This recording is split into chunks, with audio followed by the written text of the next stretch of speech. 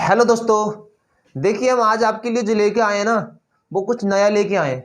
ठीक है, तो देखिए आज के जो सवाल होने वाले हैं 3 सवाल वो आपके पेपर में हर बार पूछे जाते हैं। ठीक है, तो इन 3 सवाल को आपको बहुत अच्छे तरीके से करना है।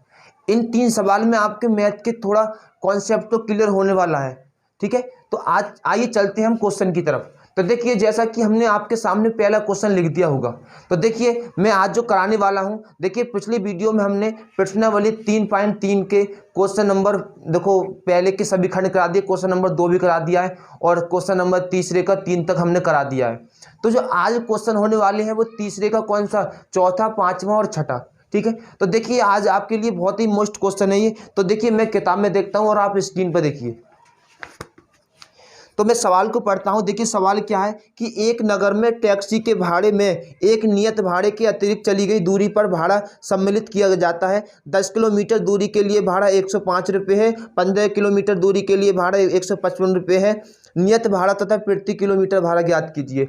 आपको निकालना है नियत भाड़ा और प्रति किलोमीटर भाड़ा। तो हमने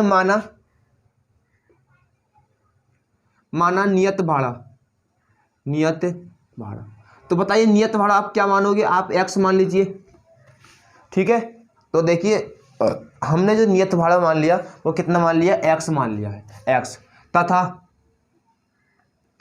प्रतिदिन मतलब अगले दिन का। देखिए यह बात जो की जा रही है, मान लो हम कहीं, मान लीजिए हम यहाँ से कहीं जाना चाहते हैं। ठीक है, तो देखिए उन्होंने कह दिया मतलब जैसे मान लीजिए यहाँ से लेकर यहाँ तक की दूरी हमें चलनी है। ठीक है, अब देखिए उन्होंने कह दिया यहाँ तक का जो भाड़ा है वो हमारा x रुपये है नियत, मतलब सभी से यही रुपये लिया जाएगा। लेकिन इससे आगे आप जाना चाहोगे तो मान लो 1 kilometre, 2 kilo, 3 kilo, 4 kilo, 5 kilo, 6 kilo, इससे आगे आप जाना चाहोगे जितने भी किलोमीटर, तो उसके लिए आपको भाड़ा कितना देना पड़ेगा। ठीक है, वो आपको बताना है। ठीक है, तो देखिए यहाँ पर हमने इसका नियत भाड़ा क्या मान लिया है, x मान लिया है। और तथा जैसे ही आगे जितना भी बढ़ेंगे, मान लो कि देखिए हमें नियत भाड़ा और प्रति किलोमीटर, तो मान लो ये हमें निकालना है। तो हमने मान लिया प्रति किलोमीटर का जो भाड़ा है वो 22 है, प्रति किलोमीटर का भाड़ा 22 है। तो ठीक है दोस्तों, तो हमने प्रति किलोमीटर का जो भाड़ा माना है वो कितना मान लिया, 22 है। अब देखिए दोस्तों आपको करना क्या है, जैसा कि क्वेश्चन में कहा गया है, तो ये कह रहे हैं कि 10 किलोमीटर दूरी के लिए भाड़ा 105 रुपये है। कितना, 10 किलोमीटर की दूरी के लिए भाड़ा कितना है, 105 रुपये है। तथा 15 किलोमीटर की दूरी के लिए भाड़ा जो है वो 155 किलोमीटर मतलब रुपये 155 है। तो देखिए अब हम क्या करते हैं, सबसे पहले प्रश्न अनुसार, जैसे प्रश्न में कहा गया है, प्रश्न अनुसार। अब देखिए हमारा जो नियत भाड़ा है वो कितना है, x है। कितना है, x, मतलब हमने इतनी दूरी तो हमें चलनी है। ठीक है, उसके लिए हमें भाड़ा कितना देना पड़ेगा, x प्लस में जितने भी अब क्या किलोमीटर फालतू जा रहे हैं। देखिए तो ये कह रहे हैं कि भाड़े के अतिरिक्त चली गई दूरी पर भाड़ा सम्मिलित किया जाता है। 10 किलोमीटर की दूरी के लिए भाड़ा 105 रुपये है। ठीक है, तो यहाँ पर 10 किलोमीटर और चल रहे हैं फालतू, तो 10 बाई और कितने रुपये दे रहे हैं, 105 रुपये। इसको समीकरण 1 मान लीजिए। उसके बाद और कह रहे हैं तथा 15 किलोमीटर के लिए भाड़ा 155 रुपया है। तो x तो चलेंगे लेकिन 55 किलो और फालतू चल रहे हैं, तो उसके लिए कितना रुपया है, उसके लिए है इसमें 155 रुपया। ठीक है, 155 रुपया। अच्छा ये 15 किलोमीटर कितना है, 15 है, तो यह 15 लिखना है। ठीक है, अब देखिए आपको बताना है नियत भाड़ा तथा प्रति किलोमीटर का भाड़ा कितना है। ठीक है, अब देखिए हमको यहाँ पर नियत भाड़ा और प्रति किलोमीटर का भाड़ा निकालना है। तो अब क्या करना है, समीकरण 1 से आप क्या करोगे, x का मान निकाल लीजिए।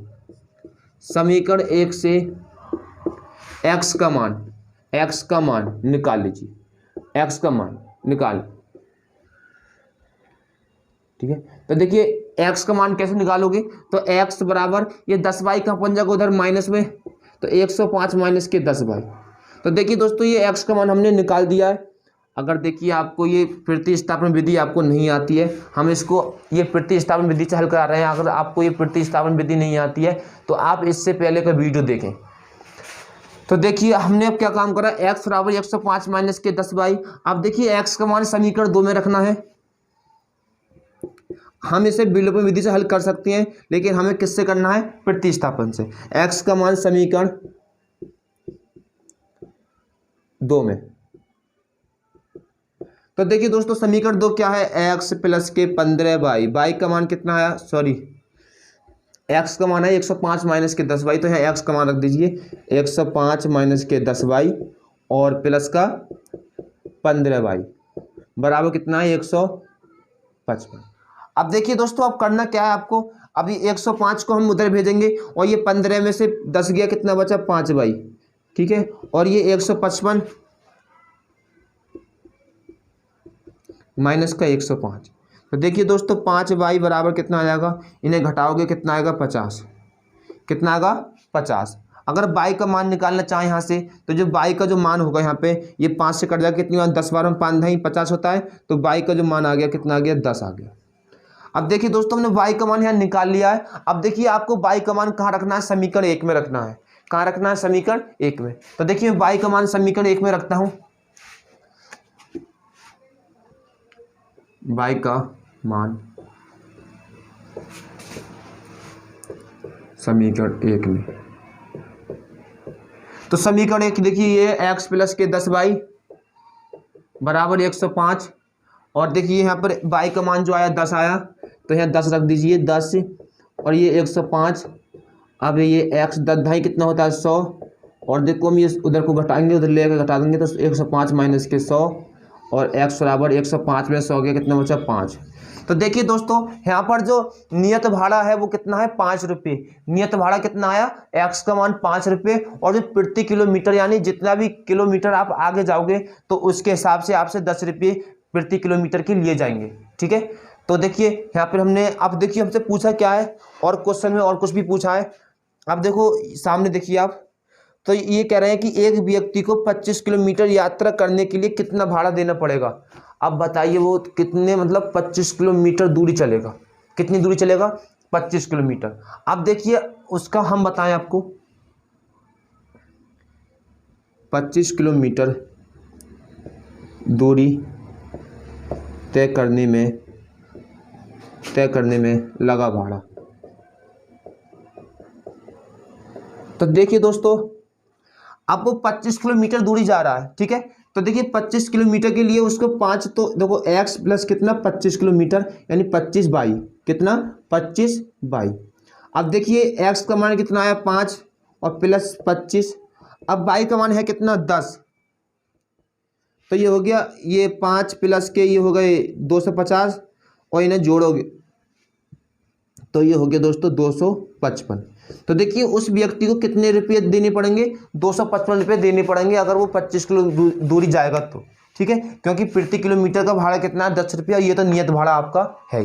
चलिए आपको ये सवाल समझ में आया होगा, तो मैं चलता हूँ इससे अगले क्वेश्चन की तरफ, ठीक है। अगर ये ठीक है, अब मैं अगले क्वेश्चन लिखता हूँ यहाँ पर, देखिए। तो देखिए दोस्तों अगला क्वेश्चन हमने आपके सामने लिख दिया है।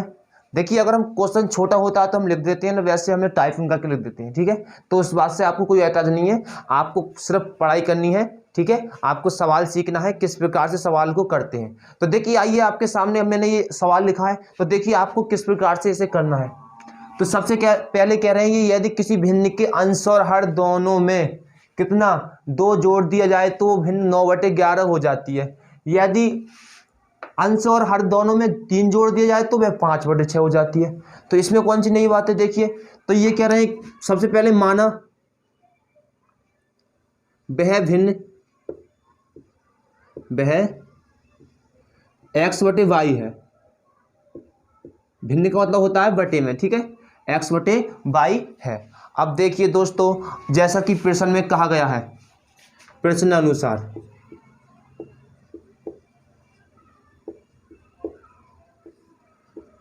तो देखिए दोस्तों प्रश्न में क्या कहा है कि यदि उसके भिन्न के अंश और हर में, तो देखिए इसका ऊपर वाला जो पार्ट होता है उसे हम अंश बोलते हैं, क्या बोलते हैं अंश, और जो नीचे वाला जो पार्ट होता है उसे हर बोलते हैं। तो ये कह रहे हैं अंश और हर दोनों में कितना जोड़ दिया जाए 2, यानी 2 ऊपर जोड़ दिया जाए और 2 ही कहाँ जोड़ दिया जाए नीचे। तब कह रहे हैं कि जो हमारी जो भिन्न है वो कितनी हो जाती है 9/11 हो जाती है। अब देखिए दोस्तों आप इसे थोड़ा हल करिए, तो आपको हल कैसे करना है, यहाँ इसकी कैची गुणा करनी है इस प्रकार से। तो देखिए 11 की यहाँ करेंगे 11x हो जाएगा, ये प्लस 11 दूनी कितने होते हैं 22, ये 9 की 22 से कितना हो जाएगा 9 बाई, और 9 दूनी कितने होते हैं 9 दूनी 18। अब देखिए दोस्तों आपको 11x 9y को उधर लेके आना है और 22 को उधर भेज दीजिए।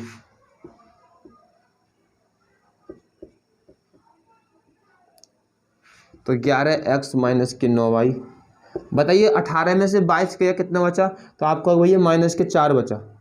ठीक है, इसको समीकरण 1 मान लीजिए। तो देखिए इनकी सेकंड जो शर्त थी ये फर्स्ट शर्त थी। अब देखो इनकी सेकंड जो शर्त है, ठीक है, तो प्रश्न अनुसार देखो,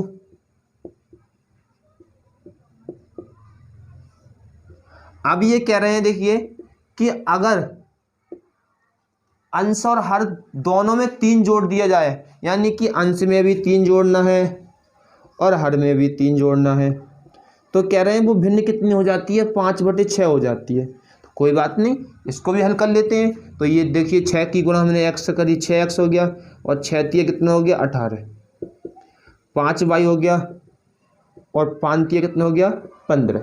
देखिए मैं आपको एक एक चीज़ इतनी अच्छे से समझा रहा हूँ, ठीक है, तो आप प्लीज़ समझते रहिए, ठीक है, फालतू का आप दिमाग नहीं दौड़ाइए इधर उधर।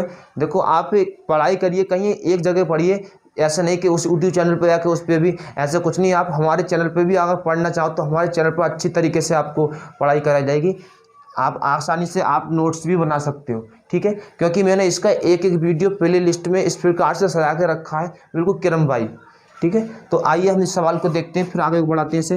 तो देखिए 6x हो गया, ये 5y को इधर लेके आएंगे तो ये हो गया 5y, और ये 18 को इधर लेके जाएंगे तो माइनस का 18 हो जाएगा, ठीक है। अब देखिए इसको हम घटाएंगे, तो घटा लीजिए, तो ये हो जाएगा 6x माइनस के 5y, और 15 में से 18 गया कितना बचा माइनस का 3, समीकरण 2। कितना हो गई समीकरण 2। तो देखिए दोस्तों हमारे सामने समीकरण 1 और समीकरण 2 बन गई है। अब हमें करना क्या है, इन दोनों समीकरण को हल करना है। हल करने के लिए देखो आपको सबसे अच्छी विधि जो है वो विलोपन विधि है, लेकिन जो चैप्टर आपका चल रहा है वो प्रतिस्थापन विधि का है, तो इसलिए हम इसको प्रतिस्थापन विधि से हल करते हैं। तो समीकरण 1 से x का मान निकालने पर, x का मान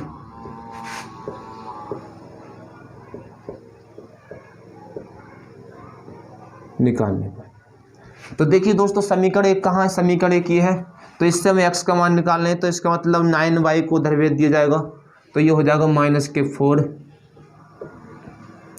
प्लस का 9y। यहाँ से 11 को इसके बटे में भेज देंगे तो x का मान आ गया माइनस के 4 प्लस के 9y बटे 11। अब देखिए x का मान कहाँ रखना है, x का मान समीकरण 2 में, समीकरण, और देखिए दोस्तों इसे 2 में रखना, एक में रखोगे आंसर गलत आएगा। तो देखिए हम x का मान समीकरण 2 में रखते हैं यहाँ पर, तो 6 x का मान कितना आया माइनस के 4 प्लस के 9y बटे 11, माइनस के 5y माइनस के 3। अब देखिए यहाँ पर हमने क्या देखा, 6 चौक 24 हो जाएगा, ये 6 ने 54 हो जाएगा, माइनस के 5y। देखिए माइनस के 24 प्लस के 54, 11 पंजे 55 हो जाएगा। अब देखिए इन सब के बटे में 11 आएगा, चलो मैं लिख देता हूँ, माइनस का 24, 54 में से 55 जाएगा, कितना बचेगा माइनस का y, खाली 54y में से 55y जाएगा, कितना हो जाएगा माइनस का y बटे 11 बराबर माइनस के 3।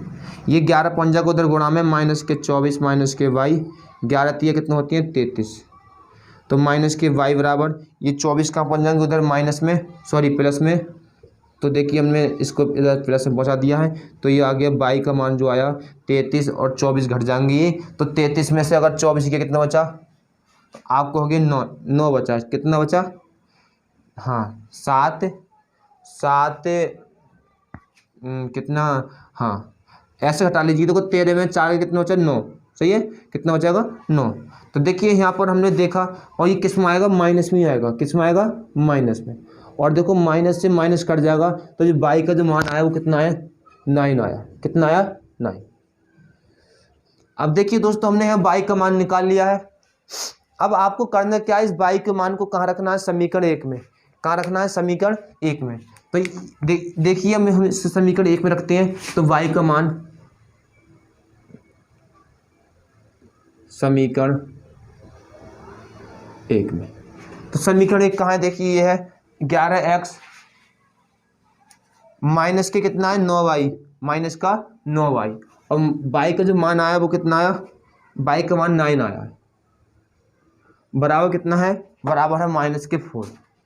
आप समीकरण 2 में रख सकते हो ऐसे, 9 नम 81 -4, 11x माइनस का 4, 81 को इधर लेकर जाएंगे तो प्लस का 81 हो जाएगा, 11x 81 ने घटाएंगे तो कितना घटाएगा, तो बचेगा 77। x का मान आया 77/11 और 11 सत्ते 77, यानी x का मान कितना आया 7। तो देखिए हमारा जो भिन्न होगी वह भिन्न, तो भिन्न हमने देखिए दोस्तों क्या मानी थी, x/y मानी थी, क्या मानी थी, x/y। अब बताइए x का यहाँ मान कितना आया 7 आया, और y का जो मान आया y का मान कितना आया, तो y का मान कहाँ है, ये आएगा 9। तो जो हमारी भिन्न हो गई वो हो गई 7/9, कितनी हो गई 7/9। तो देखिए हमने कितने सिंपल तरीके से इस सवाल को करा दिया है।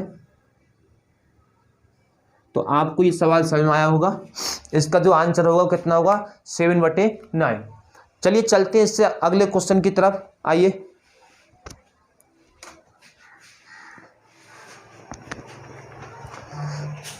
तो देखिए दोस्तों, देखिए मैंने आपके सामने अगला क्वेश्चन लिख दिया है। अब देखिए इस क्वेश्चन को करना है, अगर आपने ये क्वेश्चन कर लिया तो इसकी तरह अगले चैप्टर में भी, मतलब अगली अभ्यास में भी इसके तरह कई सवाल दिए हुए हैं।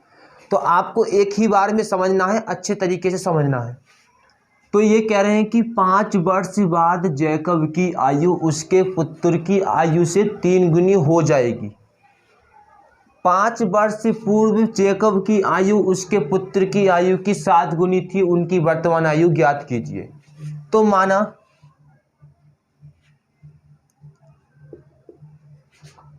क्या मानोगे, देखिए माना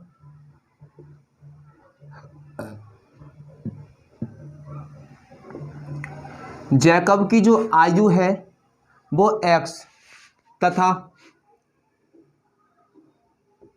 उसके पुत्र की जो आयु है, उसके पुत्र की जो आयु है उसे मान लीजिए 22 है, ठीक है, क्या है 22 है। अब देखिए हमसे कहा गया है 5 वर्ष बाद,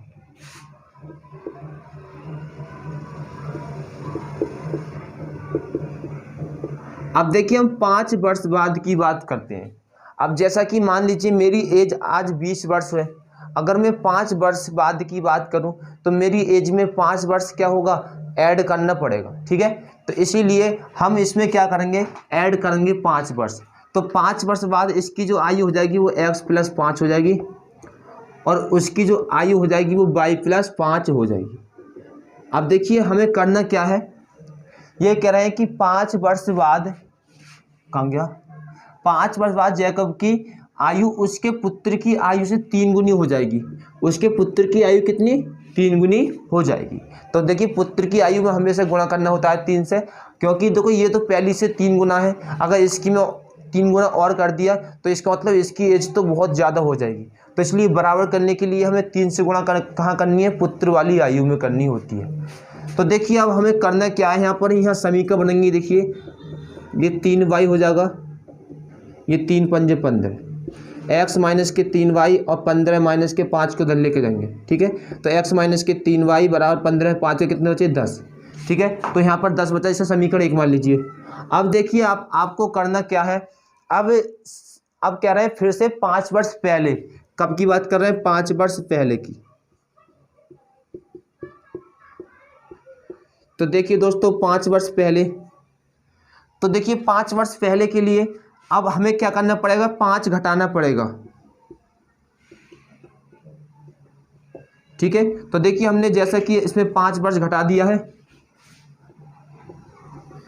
कह रहे हैं 5 वर्ष पहले जैकब की आयु उसके पुत्र की आयु की 7 गुनी थी, मतलब क्या गुनी थी, इसकी 7 गुनी थी। इसको भी हल कर लीजिए, हो जाएगा 7y माइनस के 7 पंजे 35 x, ये 7y को इधर लेके आओ और 5 को इधर लेके जाओ, x माइनस के 7y 35 में 5 गया कितना बचा 30, समीकरण 2। तो देखिए यहाँ पर समीकरण 2 हमने बना ली है। अब हमको क्या करना है, देखिए यहाँ समीकरण 1 से पहले x का मान निकालिए, समीकरण 1 से x का मान।